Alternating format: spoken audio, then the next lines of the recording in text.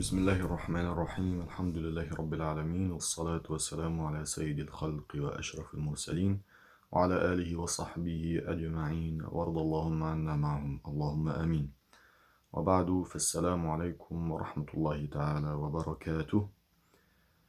And welcome to what is the 13th episode of this Qur'anic reflection series.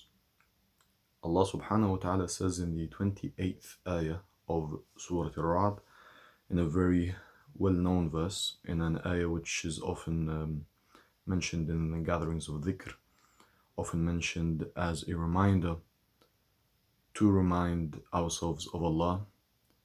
الَّذِينَ آمَنُوا وَتَطْمَئِنُّ قُلُوبُهُم بِذِكْرِ اللَّهِ أَلَا بِذِكْرِ اللَّهِ تَطْمَئِنُّ الْقُلُوبُ. Those who believe in Allah and whose hearts find rest, find tranquility in the remembrance of Allah. Most certainly it is in the remembrance of Allah Subhanahu wa Ta'ala that the hearts find rest, that they find tranquility.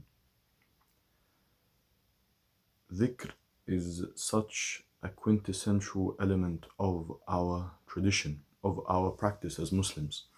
We've spoken about how the Qur'an itself is the best of dhikr. It is the best of reminders for us as humanity, reminding us of our actual purpose. There are so many different dimensional elements that we can mention when it comes to dhikr, but we'll mention three insha'Allah ta'ala in this short reminder. The first, it is a point of reorientation. Dhikr as a means to reorient oneself to one's purpose. Whether it is before a task, after a task, or during it, remembering Allah Subhanahu wa Ta'ala reminds us of why it is we are actually doing that thing. It reignites within us our niyyah, our intention, that it is ultimately for the pleasure of Allah Subhanahu wa Ta'ala. It is ultimately for His cause, Jalla fi'ula, that I am doing whatever it is I am doing, and I'm seeking His aid and His help to accomplish it. And without it, we are lost. The Egyptians, for example, classically have a very beautiful invoking of Allah Subhanahu wa Ta'ala in the early morning, after the dawn prayer, after Fajr Salah. They go out seeking their rizq and they say, Ya Razzaq, Ya Kareem, Ya Fattah, Ya Alim, invoking Allah Subhanahu wa Ta'ala to open for them His doors of rizq and His doors of barakah. The second dimension of dhikr that we are going to mention today is similar to the first, but to remind ourselves of who we actually are and what we are doing at moments where we lose ourselves. Especially at moments of anger, it is critical that we remember Allah Subhanahu wa Ta'ala. When one's spouse says that thing which most hurts one in a way that perhaps is not like them, remind them and remind yourself to say La ilaha illallah, to say Astaghfirullah, to say A'udhu billahi minash shaitanir rajim, to say Allahumma salli ala Muhammad, and all other forms of dhikr. It reminds ourselves of who we actually are when we lose ourselves. At times where perhaps there is a cloud of red, a cloud of anger that covers our eyes and makes us do and say those things which we ourselves would find abhorrent, it is important to remember Allah Subhanahu wa Ta'ala most.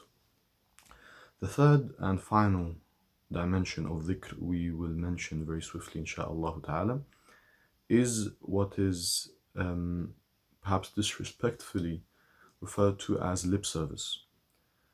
Do not ever belittle dhikr as lip service. There are many du'at and mu'adh who would tell you, no, do not make dhikr if you are not feeding it, or something along those lines.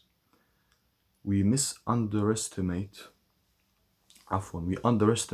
the power of the word.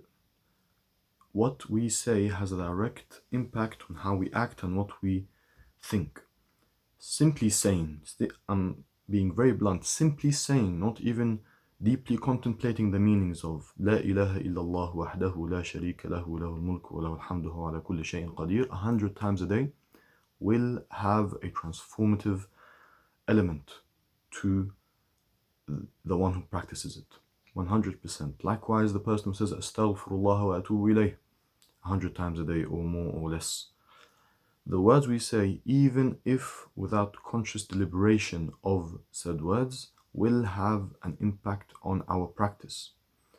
Do not belittle the dhikr that you say subconsciously. In fact, if anything, that is the dhikr that matters most. Dhikr is simultaneously the easiest of things, yet the most difficult of things, and only those who have been given tawfiq by Allah can truly remember Him often. Wallahu a'lam wa sallallahu wa sallam ala nabi Muhammadin wa ala alihi wa sahbihi ajma'in walhamdulillahi rabbil alameen. Wassalamu alaikum wa rahmatullahi wa barakatuh.